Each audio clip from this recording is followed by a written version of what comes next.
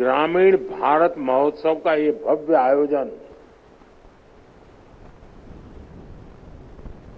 भारत की विकास यात्रा का परिचय दे रहा है, एक पहचान बना रहा है। मैं इस आयोजन के लिए नाबार्ड को, अन्य सहयोगियों को बहुत बहुत बधाई देता हूं। साथियों, हम में से जो लोग गांव से जुड़े हैं, गांव में पले बड़े हैं, वो जानते हैं कि भारत के गांवों की ताकत क्या है। जो गांव में बसा है, गांव भी उसके भीतर बस जाता है। जो गांव में जिया है, वो गांव को जीना भी जानता है। मेरा ये सौभाग्य रहा कि मेरा बचपन एक छोटे से कस्बे में एक साधारण परिवेश में बीता, और बाद में जब मैं घर से निकला तो भी अधिकांश समय देश के गांव देहात में ही गुजरा। और इसलिए मैंने गांव की समस्याओं को भी जिया है और गांव की संभावनाओं को भी जाना है।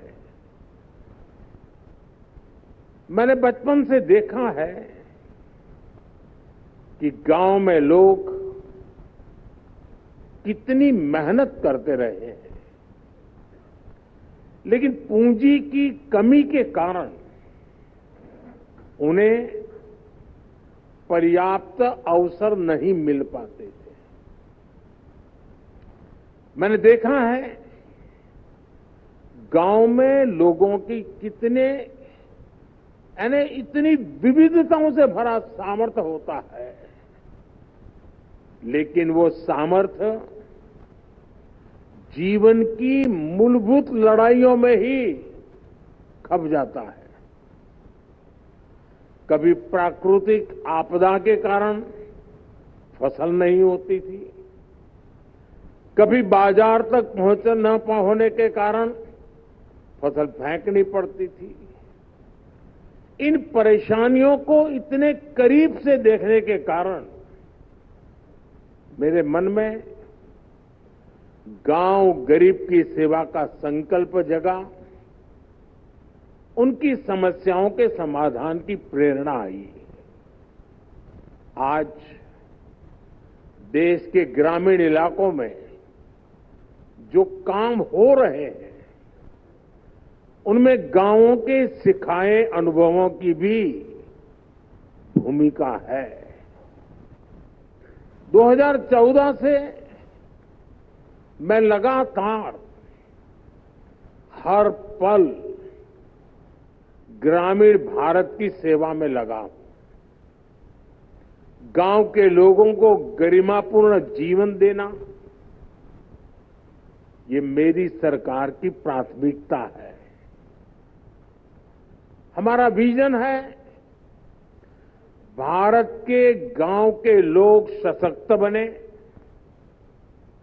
उन्हें गांव में ही आगे बढ़ने के ज्यादा से ज्यादा अवसर मिले, उन्हें पलायन ना करना पड़े, गांव के लोगों का जीवन आसान हो। और इसलिए हमने गांव-गांव में मूलभूत सुविधाओं की गारंटी का अभियान चलाया। स्वच्छ भारत अभियान के जरिए हमने घर घर में शौचालय बनवाए। पीएम आवास योजना के तहत हमने ग्रामीण इलाकों में करोड़ों परिवारों को पक्के घर दिए। आज जल जीवन मिशन से लाखों हर घर तक पीने का साफ पानी पहुंच रहा है। साथियों, आज 1.5 लाख से ज्यादा आयुष्मान आरोग्य मंदिरों में लोगों को स्वास्थ्य सेवाओं के बेहतर विकल्प मिल रहे हैं। हमने डिजिटल टेक्नोलॉजी की मदद से देश के बेस्ट डॉक्टर्स और हॉस्पिटल को भी गांवों से जोड़ा है, टेलीमेडिसिन का लाभ लिया है। ग्रामीण इलाकों में करोड़ों लोग ई संजीवनी के माध्यम से टेलीमेडिसिन का लाभ उठा चुके हैं। कोविड के समय दुनिया को लग रहा था कि भारत के गांव इस महामारी से कैसे निपटेंगे, लेकिन हमने हर गांव में आखिरी व्यक्ति तक वैक्सीन पहुंचाई।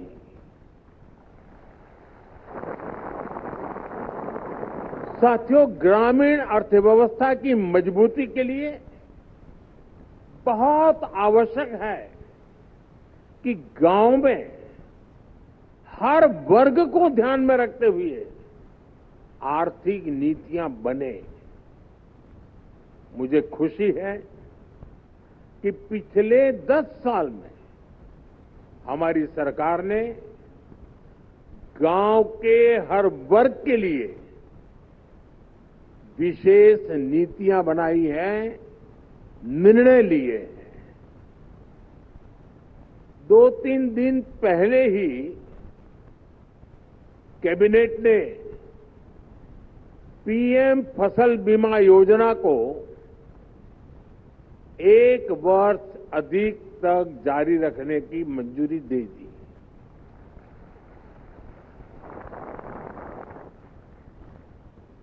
डीएपी दुनिया में उसका दाम बढ़ता ही चला जा रहा है, आसमान को छू रहा है। अगर वो दुनिया में जो दाम चल रहे हैं, अगर उस हिसाब से हमारे देश के किसान को खरीदना पड़ता तो वो बोझ में ऐसा दब जाता किसान कभी खड़ा ही नहीं हो सकता। लेकिन हमने निर्णय किया कि दुनिया में जो भी परिस्थिति हो, कितना ही बोझ न क्यों बढ़े, लेकिन हम किसान के सर पर बोझ नहीं आने देंगे।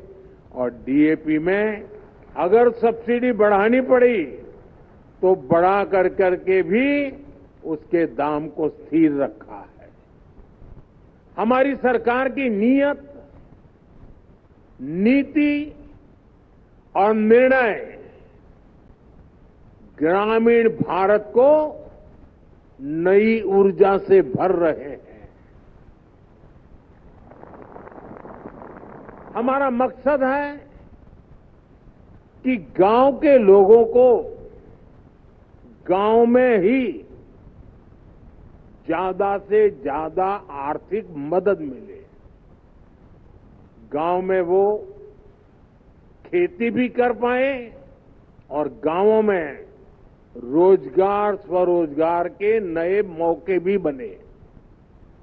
इसी सोच के साथ पीएम किसान सम्मान निधि से किसान करीब 3 लाख करोड़ रुपए की आर्थिक मदद दी गई है।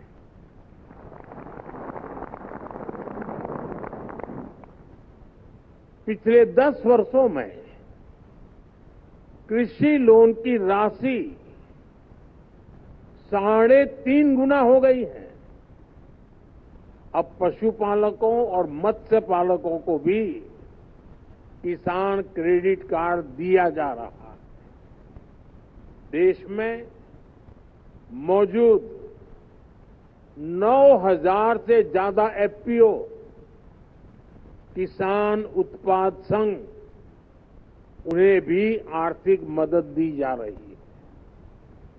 हमने पिछले 10 सालों में कई फसलों पर निरंतर एमएसपी भी बढ़ाई है।